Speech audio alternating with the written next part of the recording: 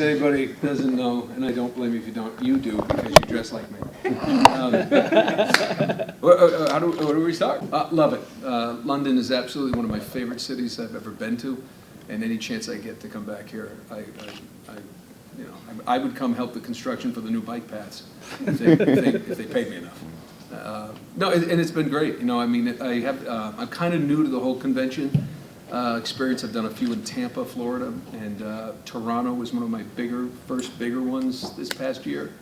And then when I was invited here, this was, don't even hesitate. Absolutely, it's brilliant. It's clearly some of the most polite people in the convention world. I had more. I'm so sorry to take up your time. Sorry about that. Please don't be.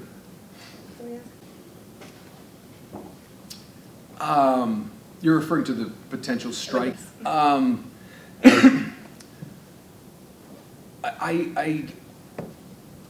got to be honest with you.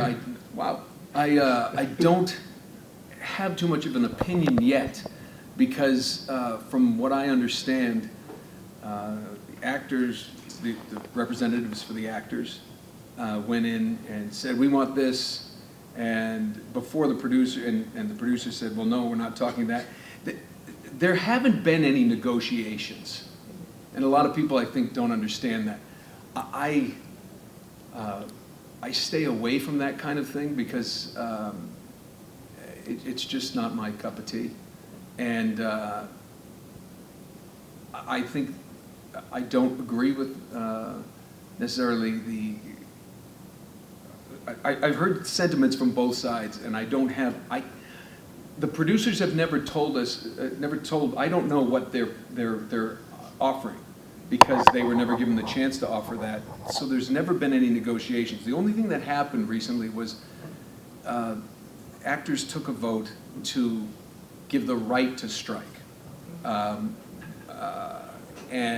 Which, because I don't know the facts, I abstained from. I didn't vote one way or the other. I don't think anybody wants a strike.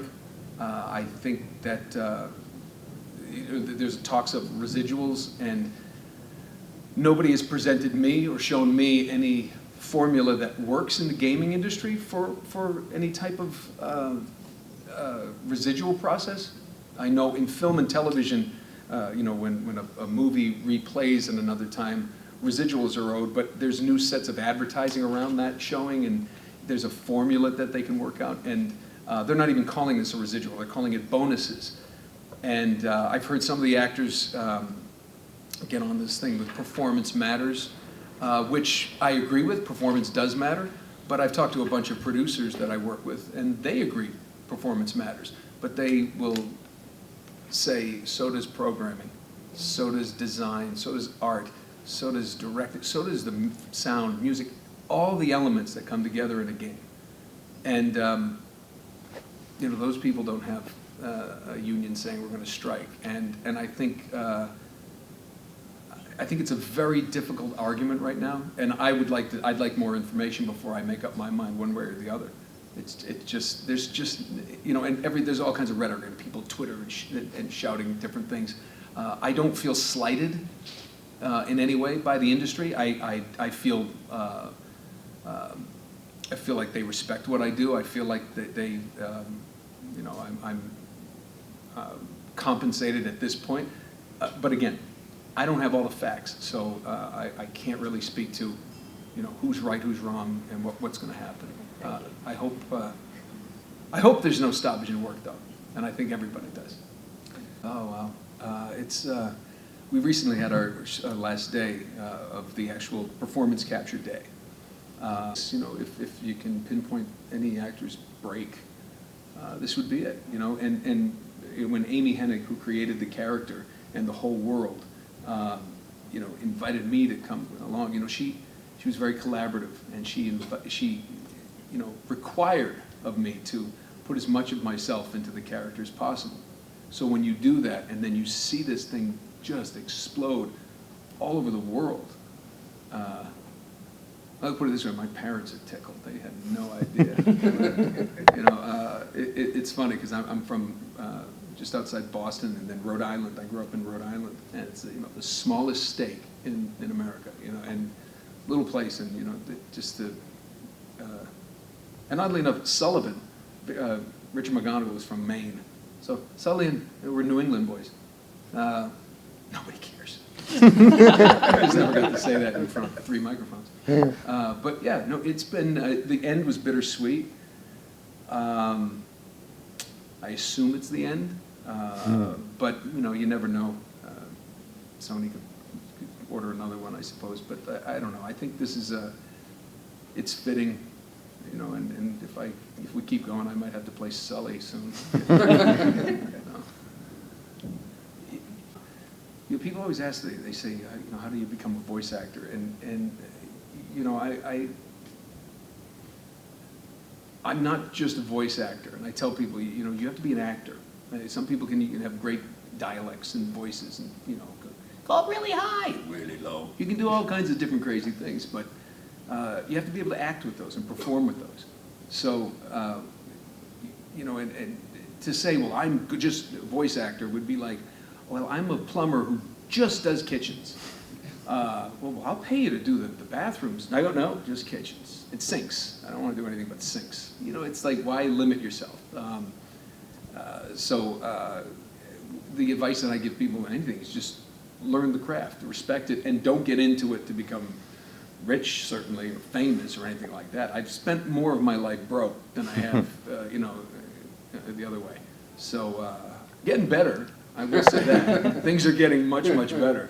But yeah, I think it's important that most parents don't like to hear this, but when people want to be an actor, or any profession, just commit to it. I hear too many people saying, well, I'm going to do it, but I'm also doing, this is my backup plan. It's that you're not committed. I know people don't like to hear this, especially parents, and I'm a parent. So if my son says it, I'll lock him in his room. But, there's no plan B sometimes. You just go for it, and you just do it. And be open to change in the way your career or your life takes you. I never wanted to be an actor. This wasn't the dream. I wanted to be a professional baseball player. And when my shoulder gave out, and that was kind of the end of that, I was going to be a journalist. And I was a journalist I went to graduate school in Boston, and then was a reporter for a year, and I hated it. I covered more murders and house fires and things like that. It just, and then somehow just led to, I did another play and stand up, and just the river kind of took you, and here we are. Here we are almost 20 years later. It's, I have no idea. I have a hatchet, I have a machete in my head, so I really don't know. I think wherever it ends up, the game is well written. It's well done, and if they do another one, who knows where it could go. But I think anytime a game ends like that, it leaves people wanting more. It's like a good comedian; he'll always end on a strong joke and then walk off. You want him back; you don't want him to leave, but that's on purpose because you want more. So that game's like was well done to finish up like that. It's because you're always going to want more. Yes. There's no way the business of Hollywood would ever let me play. But not Mark Wahlberg. Well, you know what? I don't have any say in any of that stuff. The one thing I said is absolutely I would, but they gotta hurry because gotta get back. I think I said this earlier, and people were kind of upset, but I don't know if that movie makes sense anymore. I mean, this game is so cinematic, and whereas Assassin's Creed is taking a different spin on what that world constructed, which could be very interesting. Most of the scripts that I've heard about, at least, basically would redo what was in the game and just kind of go along that way. And I don't think that would work. And it's going to be very difficult for people. People are emotionally invested in Nathan Drake. You play as him. We've done it for a decade. People are anticipating Uncharted 4. It's one of the few characters that they've allowed to age with its audience. And you are emotionally invested. real quick, I know we're busy, but it's very similar to why I didn't think the 50 Shades of Grey movie would work very well. And stay with me. I know this is crazy. Of course, he's just Bruce Wayne with different kinds of toys. Every person, every woman or man for that matter that read those books had their own emotional tie to that character, had their own vision of who their Christian Grey was. Race, color, age, doesn't matter. Race, color, those are the same things. I have jet lag. Race, age, height, weight, everything. Every woman had their vision of Christian Grey. When you cast him, you're alienating a large amount of people from their emotional investment. And they may go see the movie, but they're not going to have that same emotional investment. I think that's very similar to what would happen with Drake and Elena and Sully. You've heard those, the people who go see this would be like, hear that movie. They hear those voices in their head, and I don't know if they would, I'm sure it would do well, but you're never going to have another Indiana Jones, let's face it. Not in the film medium. And I just heard that they may actually try to do a remake of Indiana Jones, so why try to do, now you're going to be, you're always going to play second fiddle. Yeah. So, so what does that mean? Hollywood goes, is there money to be made here? I don't know if there is. I could be incredibly wrong. I haven't slept since Thursday. You're doing well. It's Saturday. No, but the truth is, it's I think there's an emotional investment that gamers we get to our characters. Oh God, no. No. There's I get that question. It's a great question, but no, you can never predict this kind of success. You can never predict anything. Matter of fact, it was funny. There was an article with Grantland came out a while ago, and it was my fault, not the reporter's fault, but he was quoted as saying, "I have a new 10-year deal for this next game with Warner Brothers." I do not. I miscommunicated the idea that I was going to a session at Warner Brothers that next day. And I said, what I meant to say was something along the lines of like, who knows, that could end up being go for 10 years. You never know what's going to happen. This was very, very special because it was one of the first to really get cinematic. It was one of the first to incorporate full-body performance capture.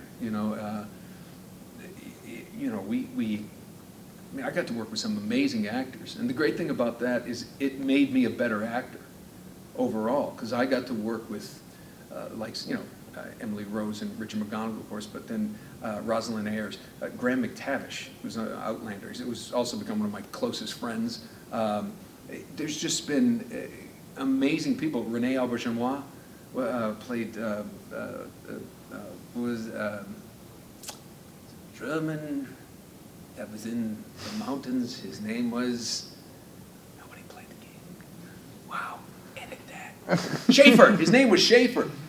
Great actors, and they make you better. And then that amount of work, it's on the job, it's paid training. It just, it gets better. If you strive to improve, you can't help but get better. Yeah, I still do it Do you from still time to rap? time. I was about to say, do you still do music? Yeah, from time to time. That was my main question. Yeah. And are you a gamer? Yeah, not as much as I could be or would like to be, but yeah, I'm more of a